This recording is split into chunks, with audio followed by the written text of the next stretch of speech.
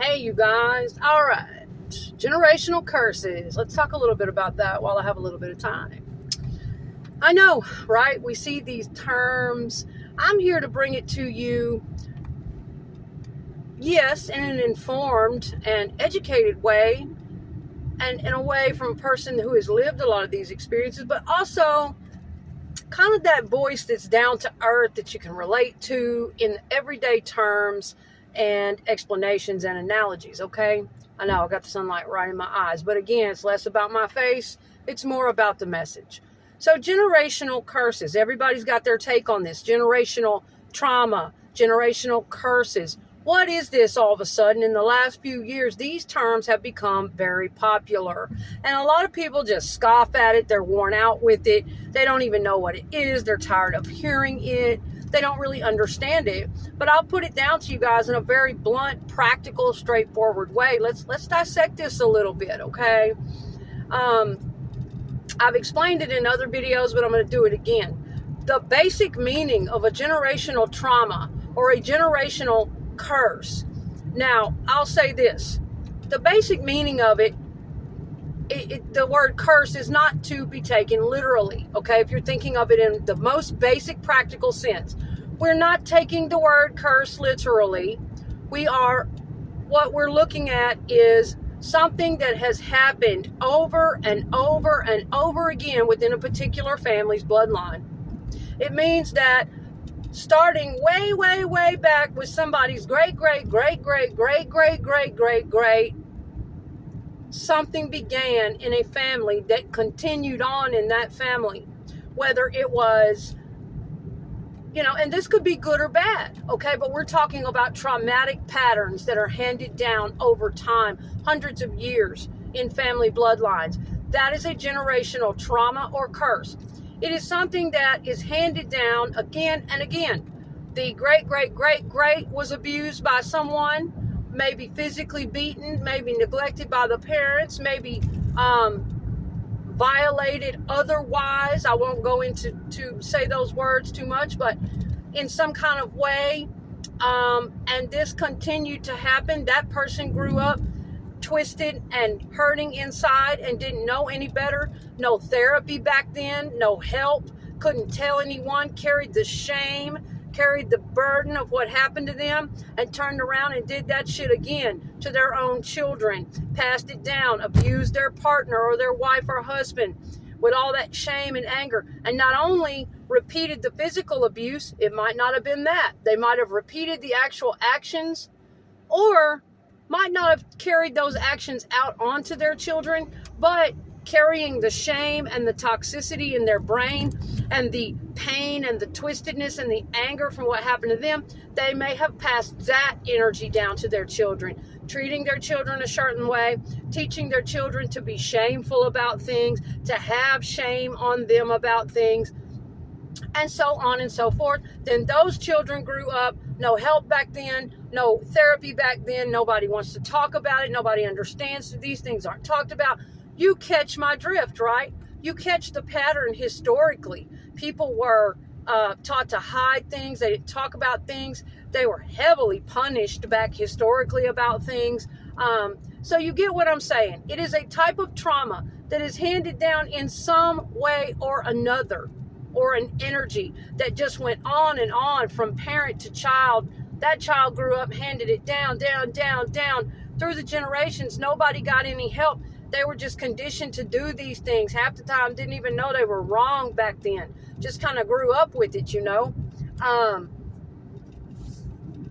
And Sloan Bella talks about, so that's the most basic practical meaning, okay?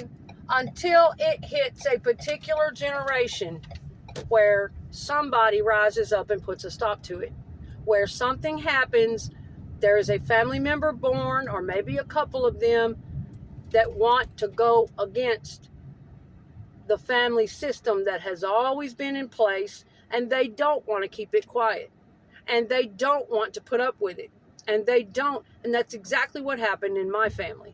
Except back then, at 12 years of age, when I started the whole thing, exposing my family and my father for what he had done, and I started standing up and running, I didn't really know in a conscious way that's what I was doing. I was just running, you know. But anyway, so generational trauma, generational curses, that's really the most basic, practical, you know, for people that want to flip it upside down and out of context, and we don't know what that is. That's just bullshit. No, it's not bullshit. It's a very real thing, and I just handed it to you. That's exactly what it is.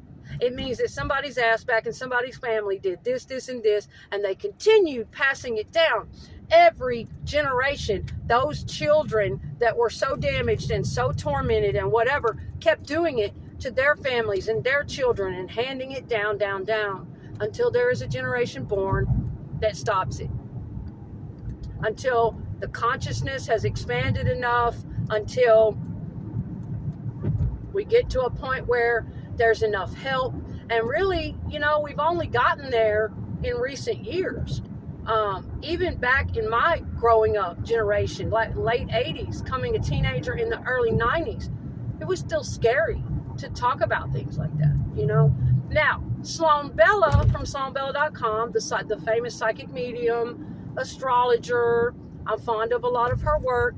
Now, she does talk about generational trauma and generational curses in a little bit more energetic type of way, supernatural kind of way, if you want to call it that. And yes, I am also a big believer in energy, absolutely.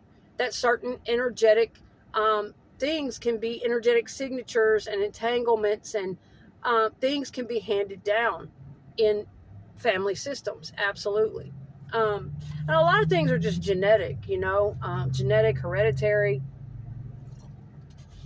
But to hear Sloan Bella talk about this, you know, she will talk about how generational curses, say, way back in the 1800s, somebody's great, whatever, you know, somebody cheated on somebody or somebody did this or that and said, you know what, I curse you and I curse your whole entire family for hundreds of years to come. I curse your children and their children and blah, blah, blah.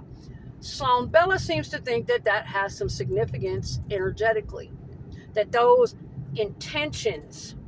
Now, I know that sounds a bit magical and hocus pocus and supernatural, but follow me here, okay? A lot of times in this world, it takes longer on this side of the veil. It takes longer on this side, in this physical reality. But a lot of times what starts in the mind ends up in the hand sooner or later. Might not be overnight. So, you know, when people are focusing heavy attention towards something, I know that sounds magic and hocus pocus, like I say. And I even don't believe that somebody can just stare at you and cause you to, you know, that would be something I'd have to get into with y'all and really dissect. And whether or not I believe in actual, like, negative, dark curses and spells and whatnot, that a lot of these people are just walking around this planet so arrogant. I see a lot of people on YouTube acting like that. And, honey, you don't want to mess with me because, you know, and they claim God and they claim they are chosen and they claim all this, that, and the other, yet they are so dangerous and they can just do this, and this. Hey, y'all, I'm quite sure there are people that practice some dark things on this earth and whatnot and what have you, and I stay away from that kind of shit.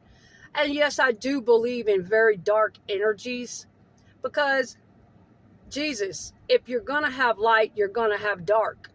In order for there to be such beautiful light on this earth and deep love and beautiful things, there has to be. It wouldn't make sense without it. There has to be some kind of darkness and some kind of opposite to that. It's just the way it works. But I do believe very much in dark entity attachments and dark energies upon this earth. But I also believe that if we stay in our lane, and I believe that we are protected from that. You know, I don't believe that in this realm it can just jump on us with the snap of a finger, or that people can just sit up in hocus pocus and boom. No, it's nothing like that. But I do believe in the power of focused attention and intention towards others, right? I used to feel that energy all the time, people's intentions towards me. I could pick up and read that type of energy. And if too many people at once are focused in a negative way, energetic intentions towards someone. It's like, after a while, yes, you can very much feel those things. Now, can it just make you spontaneously combust? No. If that were the case, like Sloan Bella explains, then these presidents and half of these people that are really well known in the world, well, gosh, with the millions and the masses, some of them being very disliked, if that were the case, they would have poofed out of existence a long time ago. So we get that. That's just not a thing. That's just not something that can occur. But I think it's worth examining the power of focused intention over long periods of time and energetic forces and that kind of thing. I think that is definitely something to that. But Sloan Bella gets into that kind of thing about energetic curses on an energetic level, generational curses on an energetic level, and how spoken word and things passed down over time into family systems.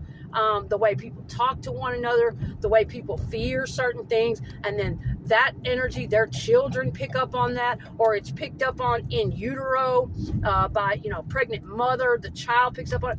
And so she gets into a lot of that kind of thing. And I think a lot of that kind of thing is worth examining, taking a look at. But so that's it, guys. I don't have a lot of time in this video, but I just wanted to pop that off for those people that kind of question what is generational trauma. What are generational curses? Is this kind of thing real? Yeah, it's not some hocus pocus bullcrap. It's a very real thing that happens to people, just like in my family bloodline, particularly on my father's side, the abuse that was handed down and down and down over the years, physical and every other way, for God knows how many generations, until my father had all of us and my generation came along, and that is when things stopped. That is when it all became exposed. That is when finally somebody rose up and bucked the system and, told people and questioned it. And, but back in the day, those generations didn't do that kind of thing. Guys, I will make a part 2 to this, because what this is leading into, there are videos on my channel, some of you may have seen them before, discussing what happened to me as a child and what ended up happening to my father. And that is what I'm referring to. Those videos are on my page, how my father went to prison for all of that. And so that's kind of, that is generational trauma, you guys, okay? It's just something that's handed down, down, down. And so I just want to set the record straight for those people that sit out there and scoff and flip it out of context. And one girl said to me one time, how can you break generational trauma if you don't have God and blah, blah, blah, blah, blah, and you're talking about all that? I don't know what the hell the girl meant, but honey, I broke generational trauma a long time ago. How you break generational trauma is you stand up and you expose it. And you say, I'm not going to let this be a secret anymore. I'm not going to accept this abuse upon my body, or upon my brain, or my mind, or my person, or whatever, or sit back and watch it happen to my siblings and be fucking afraid of you just because you're my parent, just because I love you, just because I'm terrified. I'm going to expose it. And I'm going to go through whatever channels necessary. And that's kind of what happened, okay? And guys, I've got to go right now. But I really appreciate you watching. Thank you for being here. And we'll talk about more of this in part 2, so stay tuned.